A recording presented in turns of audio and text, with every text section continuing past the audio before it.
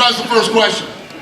Conor, I wanted to start with you. It's clear that you've got a much different energy about you this week and the way you're handling things, a much different approach to the fight week, the fight itself. I'm just curious if you could pinpoint the moment that you realized, like, I've got to make a change, I've got to do this much differently than I did last time out. You know, I have not changed too much, to be honest. I am who I am, I've always been. I don't think I've changed too much throughout it, you know. Granted, different opponents, different circumstances, but I'm in a position right now where I'm very, very excited to be here, and I'm very eager to perform for the fans on January 18th. I've got a solid opponent in front of me and a veteran of the game, and I'm just in a good spot, and that's it. I don't think I've changed or altered or you know, I'm just committed and focused and happy to be here. Mostly like I always have been. Conor, during the time away that you had, I mean, obviously you had the legal concerns and everything that was going against you. I just wonder, was there ever a thought in all that maybe you wouldn't be allowed to come back and fight, or maybe you didn't even want to come back and fight and have to come, you know, deal with the hassle, deal with the headaches, when obviously you got plenty of money in the bank, I would imagine? You'd imagine correct. I'm very, very grateful and I'm just very honoured and happy to be here on US soil, back on United States soil, back here in Las Vegas.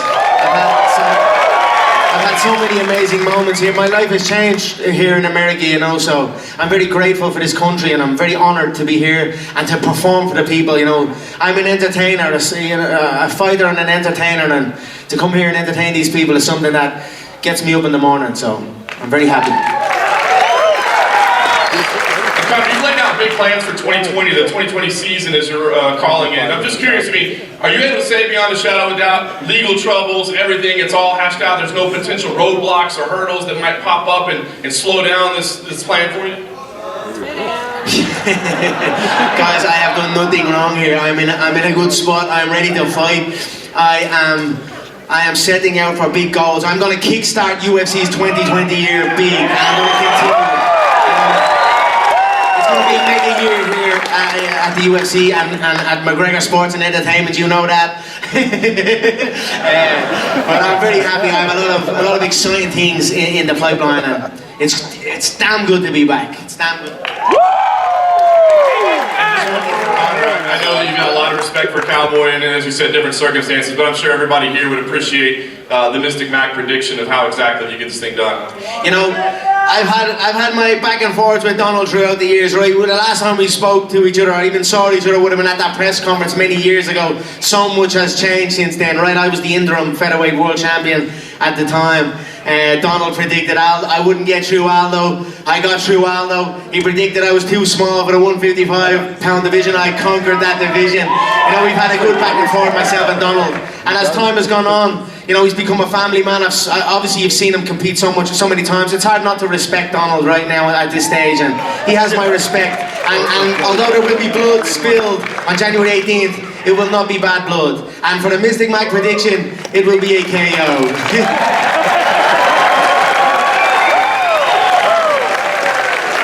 For Cowboy, I wanted to ask, I mean, the prevailing wisdom in breaking this thing down seems to be that if it ends early, it's because he was able to get to you with the power. If it ends late, you know, you'll be able to take over the fight as it carries on. How do you feel about that analysis? Oh man, I'm looking forward to 4 or 5 rounds of battling with this dude, man. I don't want to fight, you know. Conor's one of the last dying breeds of the last fighters, man. So it's good to be in there with them and really turn the light on. Give it all we got. So yeah, man, I'm going 5 rounds with this dude, and I cannot fucking wait till Saturday night. You said yesterday that you didn't quite get the red panty night you were hoping for that was out there, so I'm curious, if you didn't quite get the big paycheck that you thought was coming, what does this fight mean to you? Oh no, you were mincing my words. You told me Conor said he made 80 million, and I said, well, fucking good for him, that's awesome. He wants to send a little bit of that grease my way, that'd be pretty badass. But this is the fight I wanted. I'm not complaining at all, man. I'm fucking here to have a good time. Like Conor said, we're entertainers, man, so we're here to fucking entertain, blow the roof off this motherfucker. I keep hearing you say, I'm going to stand and train, I'm going to give the fans the fight that they want to see, but a lot of us believe that your jiu-jitsu is probably superior. Can you tell us where jiu-jitsu jiu-jitsu or grappling ranks somewhere in the game plan? Like, is it plan B, or is anywhere in there? For all you analysts and experts that are asking these questions, you'd be fucking stupid to think this man doesn't have a wrestling defense or some kind of grappling defense. So for me just to walk in and be like, oh, I'm gonna just take him down and submit him, get a fucking real life, man. We gotta go in there, we gotta fight our ass off. That's what's gotta happen. This is actually way better. I saw some criticism online about the fact that you're running your own fight camp. So I was wondering what prompted that decision and how do you respond to that criticism? Running my own fight camp, I have many, I'm not sure what do you mean by that? It's my fight camp, I'm setting it up, I've got my coaches and my team. I don't understand the question. Well, basically that there wasn't necessarily the same sort of structure or leadership to it as the convention. I don't know where you read that because it has been fully structured. I have a team of experts in many different fields, from the conditioning side, from the strength side, from the mixed martial arts side, from the boxing side, and it has been truly structured. I had a set time for my set times for my practices. 11 a.m. and 7 p.m. and I kept both times. I went to bed at a specific time, I woke up at a specific time. It was as structured as I've ever been. So it has been a phenomenal camp. I've given it my all. You know, I made a promise to my fans, to my team, to my people. I'd abstain from my beautiful liquid proper 12. I know I made a promise that I would abstain and stay focused and give up my all, and I have done that. So I'm very, very proud of myself. I'm very proud and grateful of my team that have been with me on this journey. Campbell was going to say that things could kick off backstage if you were to cross the line. Do you expect either of you to cross the line leading up to the fight on Saturday, and what are your comments on that? You know, like I said, I respect Donald. He has earned my respect through his activity and through just observing him. You know, he steps up. He goes through divisions also. Not many a man in the business does that. He's been around so long. It's actually great to be in this Pearl at the Palms arena. I've never been here. I know they used to hold the Ultimate Fighter fights here. This was even probably before my time. I wonder if Donald's probably even fought in this arena. You know, I have. There you go. You know what I mean? So it's hard not to respect Donald. There'll be no bad blood here. But there will be blood spilled, make no mistake about that. That's the beautiful business we're in. So I'm happy with that. I'm in a good spot.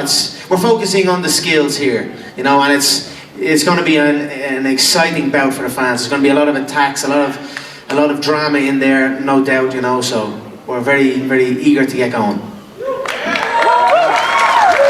This is obviously a welterweight bout, and I'm not sure if you're aware of it, but both Kamaru Usman and Jorge Masvidal are here. And will be in attendance of a fight. Those are two of the biggest fights in the welterweight division right now, and which one of those two fights would potentially interest you more? You know, that's an interesting one. What would I be interested in more? I'd take both, you know, I'd have both. I would like that bad motherfucker title, that belt, and then I'd like the gold. You know, for me the gold has a bit more significance to it, especially since the way the BMF fight finished. I thought we were robbed of a classic contest there. I thought it was only kicking into gear rounds 4 and 5. But they're both exciting bouts. I'd say probably the more exciting of the bout would probably be myself versus Jorge from a stylistic standpoint. Usman kind of has the similar style of Habib, you know, the sniff the jockstrap style. So I'm interested for both. You know, we'll see what happens. I'm enjoying myself at 170. I'm underweight right now, so I feel good, I feel energetic, light, fast, accurate, and precise. So I feel good here. Okay, and last one for me, for Cowboy. Conor said that, you know, he can win this fight in any division, he can win this fight if he has a flu. What do you make of that confidence, and do you think maybe he's looking past you in any way? No, I don't think he's looking past me at all. I mean, as we're training, as our coaches, that's one hell of a coat, Donald. My God. I give credit where credit is due. You know what I mean? I don't know anything about Dummy. I've got lions on the inside of my baby here. You know what I mean? But that's a damn good coat, brother. What is it now? Was it crocodile or? it's Python. Python, good. I'm sure Peter might be here because we have rattlesnakes. Oh man, Me too. When I used to rock the Python shoes a lot when I done the Ultimate Fighter with Uriah Faber, it's a good skin, but you know yourself, we don't want trouble with Pete there. Although they're a shady crowd as well, apparently. There's a lot of... I'm with you. fuck, I don't remember what you asked me, but Do you think at all that he's looking faster than you? no, I do not. I think, we prepare to beat our opponent at our worst, right? So for him to say he's got the flu, whatever, good. I fucking hope so, man. I hope he's ready, right? Because I'm coming. He knows it. He's coming. It's gonna be. We're gonna blow the fucking roof off this place, you guys. You don't understand. I'm so excited for this fight. So excited. Hey, a couple quick questions for Conor about your legal issues. Real quick, Conor, what can you tell us? We're here to talk about a fight. Nothing he does outside of fighting. Why everybody keep doing that? Why does everybody ask that shit? These questions yesterday on ESPN. He answered these questions Can you yesterday. tell us anything specific about the status?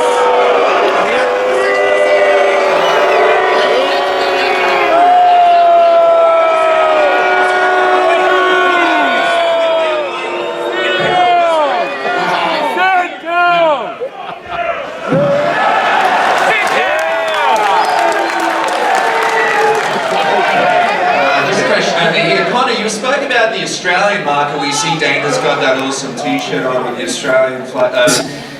To donate this revenue, and we have a nice announcement after the fight. But since this stuff has begun in Australia, I have shifted focus now. We're working now to aid the Australian fighters also in the first responders. I know Australia's a strong nation. I know they will fight on and conquer this, and the world is with them. So Godspeed, Australia. Just quickly, on Australia, we've obviously got a new champion in Alex Volkanovski. A lot of people are wondering, would you see a sort of pathway to you coming back down and possibly fighting him for that featherweight title? Maybe it's a little too much, although I'd never say never, you know. I made 153 against Floyd. I'm comfortably floating just under 170 now. I could make 155 handy. I could do it. Whether I would or not, probably not for Alex at this time, certainly. I'd be interested to see the rematch between him and Max. Thought it was a good fight. The rise of Australia, right, is phenomenal. I mean, we've got Israel Adesanya, I know he's in New Zealand, and then we've got Robert Whittaker. So it's great to see the Aussies and the New Zealanders rising up in the sport. They're phenomenal fighters, and exciting times. And Cowboy, we saw the footage in the countdown where you're sort of working out, wondering whether or not you're going to get that initial Conor Mcgregor fight, and we saw the disappointment in your face when you realised it was going to be Nate Diaz. What do you think about the way that this fight has sort of come together all these years later, and do you think ultimately it sort of worked out for the best that you get to fight Conor now? Yeah, I mean, timing is everything. It was like, almost like the boy who called Wolf. It was like, no. No. So this last time I was like, fuck, I'm going snowmobiling, man. Call me if they give me the fight. I don't know what the hell is going on, but thanks for 170. That was fucking good. Yeah, appreciate that. So yeah, get to eat, hang out, play with the boy, and go have some fun on Saturday. I feel like a question that no one's really asked you yet is, if you did win on the weekend, what would your plans be going into the future? Are you focused on maybe staying at 170? There's some big fights there, or would you like to try and get a fight at 155? Maybe try and go for another title shot in the future? Oh man, Dana already knows Sunday I'm calling his ass and we're figuring something out. So that's just what I do. But nah, I'm gonna go play. I'm gonna take my boy up sledding after this fight, and we're gonna go on a vacation. So that's what I'm gonna do next.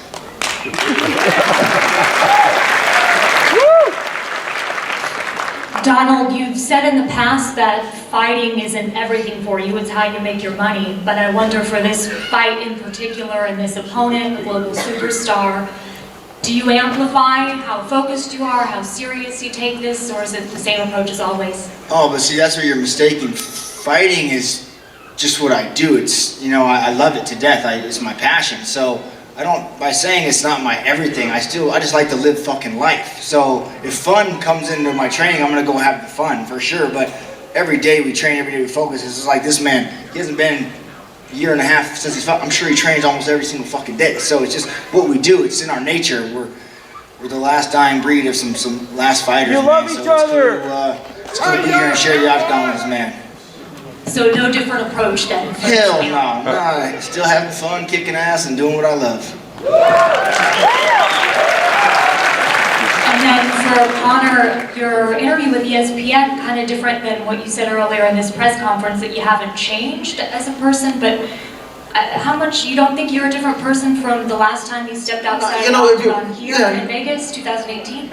You know, I'm certainly more grown and more experienced, and I've been through certain things that have helped shape me as a man. You know, like us all on this journey of life. But if you'd ask my family and my people that know me, I am no different. So, you know, I'm certainly more focused this camp and a bit more aware. And I followed what I said I should do with this camp, and it's helped me leaps and bounds. So. But my internal, I'm still the same young kid that I always am. Still a passionate young man, and still reaching for the stars and aspiring to do things that have never been done before. Jim Greasehover, cage side seat. Conor, seeing you here and seeing your name atop the marquee for the top 5 pay-per-views of all time. You're a walking money machine. Everywhere you go, we're all making more money because you're here. Dana's smiling ear to ear, right? I appreciate that. All this time, you've been making all this money for people, but you've talked about getting back to fighting. And I can't help but see the joy on your face. You didn't look this happy last time we saw you.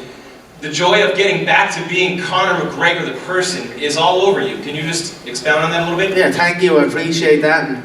And you know, sometimes we got to go to certain places in our life to realize what we need to do. And I turned over a new leaf, you know, although I feel I'm still the same young man, but I definitely feel re-energized and refreshed, and thank you for noticing. I appreciate it, and I appreciate your acknowledgement of the revenue I bring. You're damn right. It all trickles down, I'm sure we all appreciate that. And Cowboy, for you, if I'm not mistaken... And then I'm at the bottom scooping it all up. 50 fights, right? So, I mean, if it's going to be 51. 51, it better be a big one on 51, right? I mean, just describe your feeling, the jacket, the boots, everything up there, the smile from ear to ear. You're a man who will fight anybody, anywhere, anytime, known as a down-home guy, so the lights, the glamour, everything associated with this fight, it's just got to be a lot of fun for you, right? No, man, it's cool to finally get what I deserve, man. It's cool. So, thank you, Conor, and you're right. You do bring the biggest paydays, you do bring the biggest eyes. So Red Panthers! Welcome, Dom. I've heard that multi-million-dollar payday, and I'm delighted for you, bro. Yeah, seriously, truly. Way past Red Panty, right? Hey, Dana, for you, last one.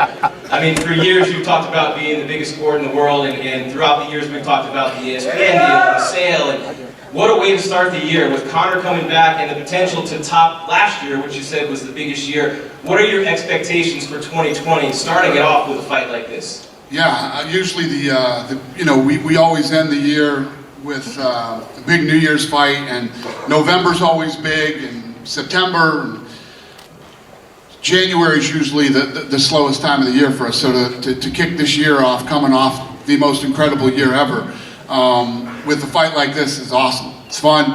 You know, we even had a big gap there where we didn't have some fights and had some time off. So to start January like this it's awesome. I'm excited for Saturday too. A lot of the narrative going into this fight is about what Conor's going to do after he beats you. Are you all feeling overlooked by the general public and the media?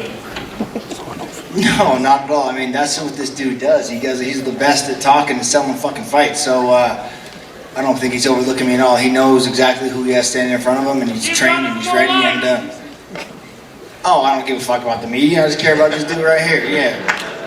And a question for Conor. It's been in November. It'll be 4 years since you last tasted victory. Are you all feeling under pressure to get an emphatic win and get back in the win column? No, I don't feel pressure, you know. Pressure creates time, as they say, so I'm very excited to be in this position, very well prepared.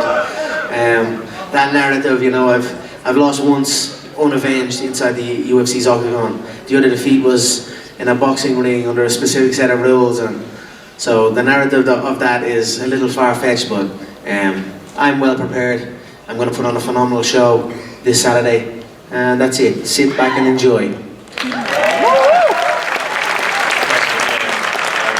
Give us any update on the main event for UFC London now? I know there was talks between Tyron Woodley and Leon Edwards. What's the status of that fight? Still working on it. We're still working on it. As soon as it's done, we'll let you guys know. Thank you. Conor, you've been this walk 100 times. You've had the biggest of fights. How do you have reinvented yourself and finding a new way to stay motivated to fight like Cowboy, who is no slouch in the cage?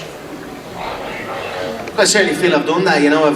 I feel I've reshaped my frame, moving up to 170. Dana made some outlandish comments, one man's too big and this, that and the other. Might lit a fire under my belly, and there was some things happening up in this division. Last time I fought in this division I felt amazing. You know, I outlasted a triathlete, the man who's known for his cardiovascular abilities, and I dropped him multiple times inside the belt, and I'm full of energy. And now I'm back, you know, at this weight. I feel good. The fans are excited. I always love to give fans, gift excitement to the fans. You know, a fighter who's willing to go up and down and who does that. You know, there's so many more exciting matches to be made and more great discussions to be had. And you guys, you can write about it and this, that, and the other, and everyone. We're all in a good spot, and I'm honoured and happy to be able to do that, and I'm excited. So, very excited for this year. Right here. To kind of tail off the question you were asked before, you mentioned how 2019 was the biggest year ever. If Conor's able to complete the season, fight 3 times this year, how big can 2020 be business-wise for the UFC? Should be damn good. Yeah, you know, if Conor does compete that many times this year, plus you have the big Khabib-Tony fight that's going to happen, the John Jones fight's going to happen, and the list goes on, and whatever could happen after these fights happen, yeah, it'll be good. So, sounds good to me. And one for you, Conor. We've never seen the scene with you up here. You're, you know, exchanging smiles with Cowboy. I mean, very friendly. So much of your reputation is being built on mental warfare. Why did you choose to take this approach and, you know, dealing with Cowboy in the lead up to this fight? You know, I don't know. I am as real as it gets, like the company's slogan. You know, I react to how the situation is, and that's it. The situations have been a specific way for some time. This situation seems to be a little bit different, so I react accordingly. There's nothing false, nothing fake. It's just me being real and who I am, and that's it. What do you think is the most dangerous element of Cowboy's game?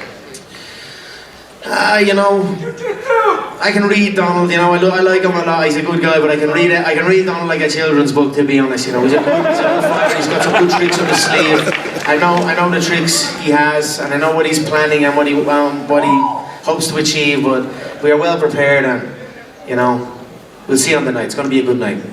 To bounce that back to you, Cowboy, is there any tricks up your sleeve for Saturday night? Oh man, he can read me, so we'll see. Hopefully,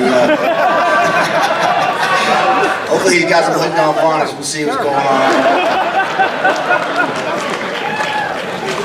The Notorious, how we doing? Pretty good, how are you? Good. We've been waiting months on a Zuffa boxing announcement. It's been crickets. There's no secret. You've done things to change things in the fight game. You got Dana White doing courtside in a Clippers game with Floyd Mayweather. Do you know something with what's going on with Zuffa boxing? We're in negotiations, what they? Come on! Well, you know, let's see what happens with El Zuffa boxing and Mcgregor Sports and Entertainment. Come on! Talk to Pacquiao's management. They're interested in doing a bout with you here in Las Vegas, here at Raider Stadium. Would a Manny Pacquiao match get precedent over a Floyd Mayweather rematch? That's a tough one. That's a tough one. I would love that. I would love that Floyd rematch. I thought I'd done for what was in front of me. I thought I'd done very well. I thought of some slight adjustments. I'd have done even better. So I feel now I could take that victory. The Manny Pacquiao, the talks have been ongoing in that. And for me, an aspiration of mine now also is to win a boxing world title. I think that would be a phenomenal feather in the cap, and something I look to achieve in the future, and something I will achieve. You know, I'm back with my boxing coaches at Crumlin Boxing Club, where I learned how to throw a punch. They've sat me down on my punches, and we've cleaned up some things, and I'm feeling really confident in my boxing abilities, and it'd be an honour to come back into boxing, and who knows, maybe I will kickstart some for boxing if we can get there. Last one for Cowboy. We had the BMF title. Dana said it's a one-off. If you get the W against Conor, what are you going to do to vouch so you can fight for the BMF title to match your home? Yeah, I'm going to tell him come on with it. You know, that's a no-brainer. But I'm looking for Saturday night, man. I'm not looking anywhere past that. Get out there and do what I got to do. When I get the victory, then we'll sit down and we'll talk, man. But until then, I'm focused on Saturday.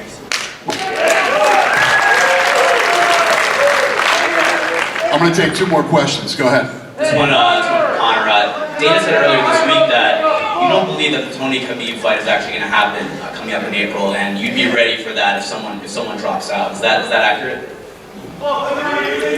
Yeah. Well, look at history, right? They were scheduled to fight 4 times, or 4 or 5 times or something. Multiple pullouts on both sides. Even Khabib was supposed to fight Donald multiple times, pulled out, I believe, 3 times. Something wrong with it. Something with his blood, and some 4 times. 4 times, you know. So they're known for not making that walk. So that would be an accurate statement that I would have made to Dana. Yes. Yeah. Fight here in March. There's no main event yet. Things go okay on Saturday. Yes. Can you possibly come turn around quickly? Yes. God willing, we come out here safe from this bout Saturday night. Most certainly, March would be well attainable. And who would that be, you think? Line them fucking up.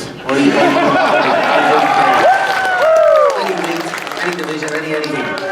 I'm in prime condition and ready to go. And then Dana, I guess the question, is that a possibility? There's no main event yet for that card in March here in Vegas. Could it be Conor McGregor? Or maybe even Cowboy Cerrone on headlining that one? Anything is possible. Let's see what happens on Saturday. And that's the fight card that it was supposed to be Adesanya versus Romero, and that hasn't come together yet. Is that accurate? Yeah, that's the Adesanya fight. And what's the status of that? Being worked on. Fair enough. And Kamaru Usman and Jorge Masvidal are going to be in town this week. They're going to be in media day tomorrow.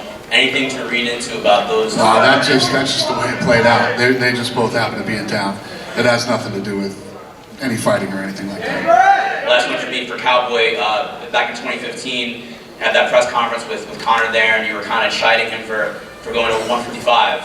Now he's been that weight. You guys are fighting at 170, ironically. Do you have different feelings about him now than you did back then? Oh man, he did everything he said he was gonna do, didn't he? So, any feelings? Yeah, he's fucking great, man, and I'm honored to share the thing with him. So, we'll see. We'll see if at 170 I'm still a fucking stick in the mud, huh? Yes. Good man.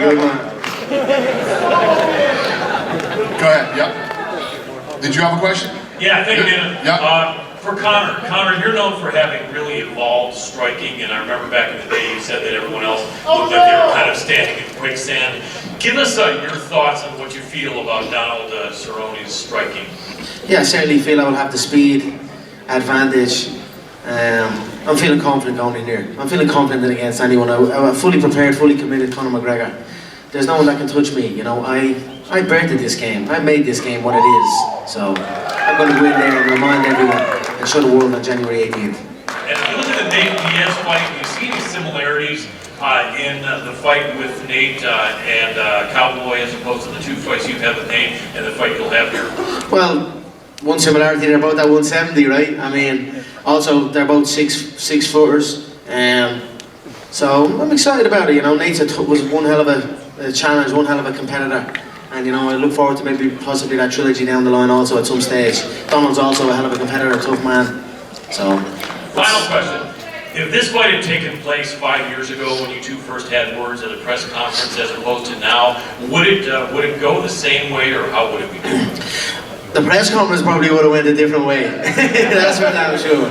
But the bout, I feel, probably would go the same way. So. Okay. And for Cowboy, biggest challenge of your career, or just one of many? Oh man, yeah, he's the 2-time bell-holding champ, man. So you could definitely say this is to date the toughest battle I've stepped in against, and I'm stoked, man, because this is a Cowboy. Can you fight the big fight? You never make it on the big fight. Well, motherfucker, here's the biggest one. Let's see.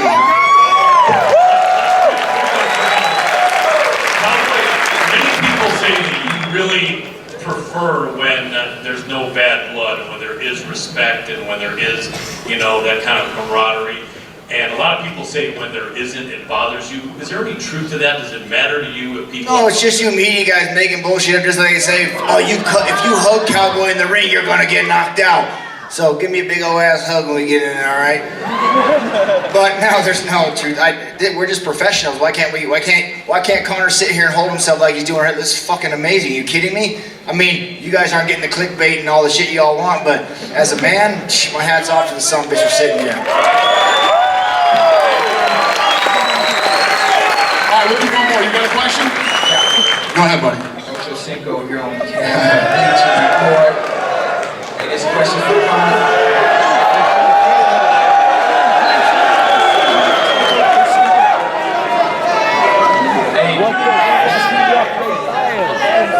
This question. Hey, this question for Conor. This is my first UFC presser. Excellent. Saturday will be my first UFC match. Excellent. I'm not a gambling man, but if there was an event where I would bet the house, it would be this Saturday. I want to know before I bet this money, how confident are you in Saturday's? Welcome to the best show on earth, the Ultimate Fighting Championship. We're honored to have you, sir. I'm extremely confident, if you can't tell. I'm coming in with full preparation, full commitment, and full confidence in my striking abilities and my shots. And who knows, maybe a submission, but I'm going to be going for the knockout. You too, bud. Thank you. All right, everybody, thanks for coming out today. We're going to get this stuff out squared off. We'll see you Saturday night.